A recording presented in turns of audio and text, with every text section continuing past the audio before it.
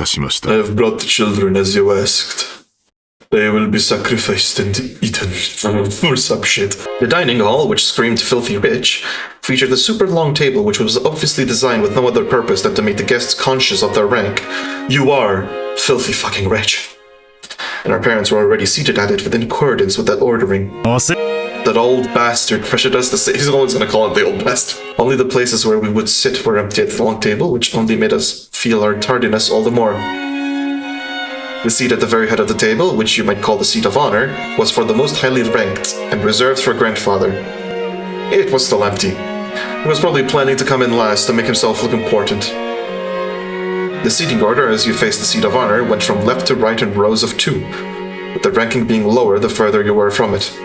So on the left-hand side of the row closest to the seat of honor was the second-ranked seat, belonging to the eldest of the adult siblings, Uncle Kraus. It looked like he hadn't arrived yet either, so that seat was empty. Great. And then opposite him, on the right-hand side of the first row, sat the eldest daughter of the family, Auntie Eva, ranked at number 3. The left-hand side of the second row was for number 4. There sat the old bastard, Rudolph, as the third of the siblings. Opposite him sat number 5, the youngest sibling, Auntie Rosa. Going like this, you might think that the next ones to come would be their husbands and wives, but guess again, because the left-hand seat in the following third row, meaning rank number 6, was actually Jessica's seat. Opposite her was Georgia Aniki. Then the seat next to Jessica was me, and opposite me was Maria. And next to me on the left-hand side of the 5th row, all the way down at number 10, finally came Aunt Natsuhi. Opposite her was Uncle Hideyoshi. And next to Aunt Natsuhi, in the 6th and final row on the left-hand side, was Kirie-san. The seat opposite to Kirie-san had been laid out like the others, but was empty.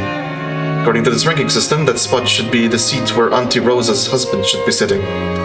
He hasn't come, as far as I know, yet the table had been laid for his seat. This kind of ranking orders usually permit the spouse a corresponding status, but the Ushiro Miya family had an original kind of ranking. Maybe it's a leftover of male chauvinism.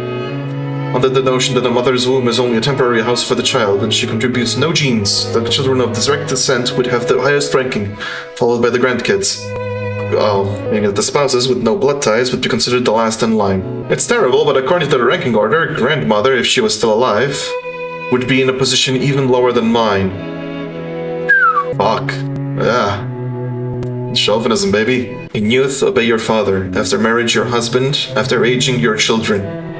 A leftover of the times when they used to say, women, no home in 3 worlds.